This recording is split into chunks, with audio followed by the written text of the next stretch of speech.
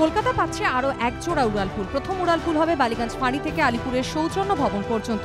এই উড়ালপুল থেকে জাতীয় গ্রন্থাগার ও দেশপ্রিয় পার্কের দুদিকেই নামা যাবে। টলি ক্লাব থেকে চিড়িয়াখানা পর্যন্ত হবে দ্বিতীয় উড়ালপুল।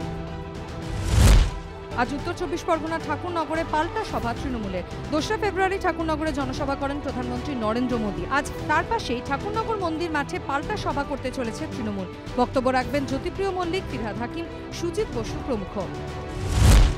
পশ্চিম মেদিনীপুরের মোহনপুরে আজ মধ্যপ্রদেশের প্রাক্তন মুখ্যমন্ত্রী বিজেপি নেতা শিবরাজ সিংহ চৌহানের জনসভা। উপস্থিত থাকবেন বিজেপির রাজ্য সভাপতি দিলীপ ঘোষ সহ অন্যান্য রাজ্য নেতারা।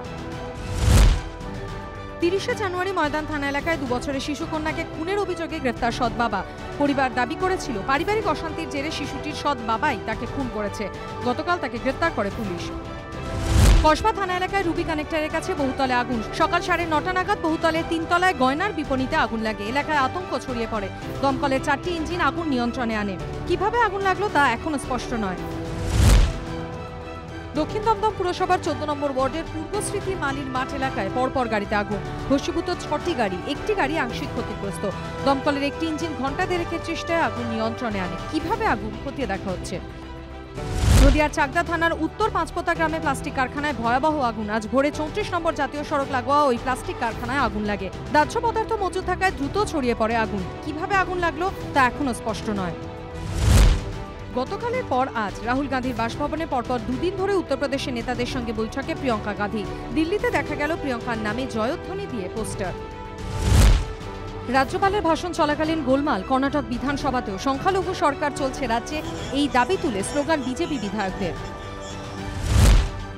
3 দিন পর মেট্রো চ্যানেলে ধর্ণা তুললেন মমতা। সুপ্রিম কোর্টের নির্দেশে রাজ্যের জয়। বিরোধীদের অনুরোধেই ধর্ণা প্রত্যাহার। 13-14 ফেব্রুয়ারি দিল্লিতে হবে ধর্ণা, জানালেন মুখ্যমন্ত্রী। This dharna is a victory for the people, victory for the country, victory for the democracy, victory for the constitution. So let us finish it today, let us end it today, because already court gave a very positive judgment. But next week we will continue to take our program in Delhi. Mamata ধর্ণামঞ্চ ধর্মতলায় শেষ হলেও আন্দোলন শেষ হচ্ছে না। আগামী দিনে আন্দোলন গড়ে উঠবে দিল্লিতে। মমতাকে পাশে নিয়ে ঘোষণা Chandrababu Naidu.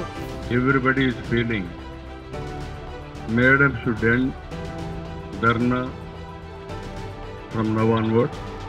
We will take up this issue in Delhi.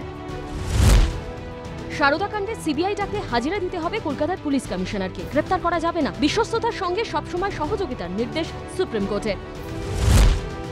Kolkata বা দিল্লিতে হাজিরার দাবি সিবিআই এর। নারাজ রাজ্য। সুপ্রিম কোর্টের প্রস্তাব মেনে শিলংয়ে সিবিআই এর মুখোমুখি হবেন রাজীব কুমার।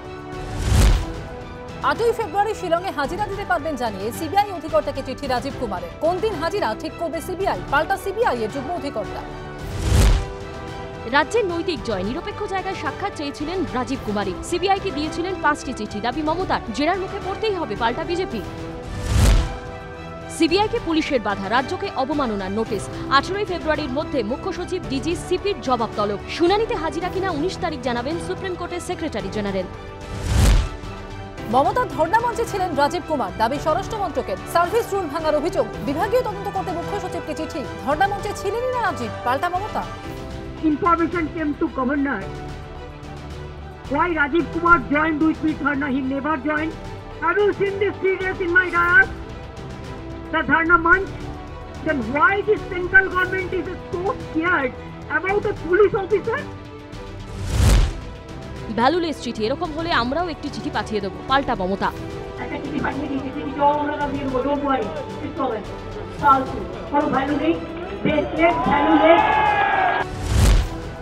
অসমের স্বাস্থ্যমন্ত্রী সারদার থেকে 3 কোটি টাকা নিয়েছিলেন। সিবিআইকে চিঠি দেন সারদা কর্তা। দাবি মমতার। তাও চুপ সিবিআই। প্রশ্ন মমতার। ভিত্তিহীন অভিযোগ, পাল্টা হিমন্ত বিশ্ব শর্মা।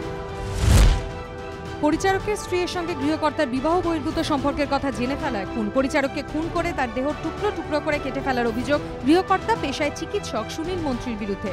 চাঞ্চল্যকর ঘটনাটি মধ্যপ্রদেশের হোসাঙ্গাবাদের। সুনীল মন্ত্রীকে গ্রেফতার করেছে পুলিশ।